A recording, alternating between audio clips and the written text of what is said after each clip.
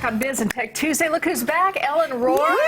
Thanks for coming on. She is an interesting woman, and you know what? She has been hanging out with the most interesting man in the world. And he was. Look at him. Yay, I'm in love with that guy. Oh, and you should be. You know when you meet someone and you hope they're as cool as you imagine them to be? And he was. Absolutely was. So do you want to hear a business tip from the most interesting man? I do. Okay, he's trying out for this role, and he's in his late 60s. There are thousands of people also auditioning, all of them younger than him. Yeah, right. All right, so he gets on stage, and he knows he has to make an impression. So at the last minute, he decides to take off one shoe, one sock, puts the shoe back on, stuffs the sock in his pocket, and indicates that he really doesn't want to talk about it.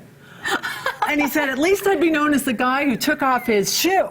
And he was. And the lesson is? To differentiate yourself. Now, you want to be different and better, but at least he was different. And the way he became better is when he got the job, it was down to him and one other guy who was younger. And he said, hey, if you're not old, how could you possibly be the most interesting man in the world? Oh, that is great. You need some age. That's Wasn't right. that fan? I was so inspired. And he got it, and he's perfect. Yes, and I love he's him. He married his agent. We married his agent. He married the agent who helped him get the gig. I think that's so cool. It was all that and a bag of chips. All right, He was business tip from you today. So we're already getting distracted. We are. From our segment, which is about distractions. And as a shiny object girl myself, I am an expert on how to get focused enough to get some really cool things done, like speaking at Harvard with the most interesting man.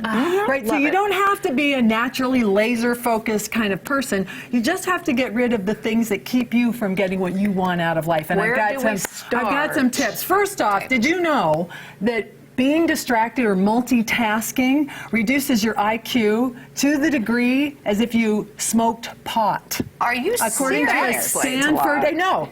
Wow. So you could I'm either, like, what? Yeah, I'm where's cooking, that? and I'm on the Okay. phone. And it reduces your IQ. So distractions can be a big problem. That's why we make bad decisions. So my 3 tips, let's start with number 1. The first tip, by the way, this will all save you a lot of time in the new year. Okay, we need that. I brought my prop today to remind me what we're talking about today and not get distracted. Okay, so tip number 1 is, does the situation, the got a minute, the interruption, have anything about it that you can affect? Like, is there anything you can do about the situation? So often we spin off in a direction when there's nothing we can do about it. You know those child custody cases that you just talked about? There may be nothing you can do in that situation. So to pause long enough and question, is there something I can do? And if not, let it go. Stop, assess it, and move on. And move on. Deal with the things that need dealing with, but cut your losses and let's go forward. That will save you a ton of time. Good one, yeah. Okay, even if there is something to do that you can do with it, part B of tip number 1 is, do you have to do something right now? Right. Like your kids are fussing. Exactly. You could intervene. But do you have to right this second? The stimulus response thing sucks the life out of our day. Right? So just pause a moment. Can I do anything? I could. Do I have to do anything right now? Pick your battles. Oh, isn't that delicious? Pick your battles, right? Just let some stuff go. Okay. All right, now the second tip is my go-to consulting question, which is, what do I really want in this moment? Okay. So the drama's unfolding. Maybe one employee is ratting out another one, and then there's a witch hunt for Susie who did something wrong. And then if you could bring the conversation back to, well, what do we really want? Did Susie break a rule? Do we even have a rule? Is it a training issue? Do we need to write a procedure?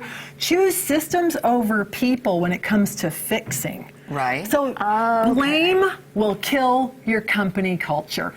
Blame kills culture. Instead, what do we really want here? We want to be set up for success. We want Susie to do her job well. We want her to know what she's responsible for. So pick a procedure over torturing a person. Blame kills culture. All right, less than a minute. What else? Okay, and then the third one is, if you're getting distracted, you're being distracting. We get what we give. Okay. All right, so if you fly into the office, Seagull Management is fly in, poop, and leave. Do you know people like this? I do. Are you someone like this? No, I'm not. Okay, all right, but if you're doing it, you're going to be getting it. So save it for the meeting, get disciplined and organized, and you'll be in good shape. Interesting. But I want to leave up time for my presents. Oh, you're so sweet. Thank you so much. You guys are so sweet And to I me. get to open it right here.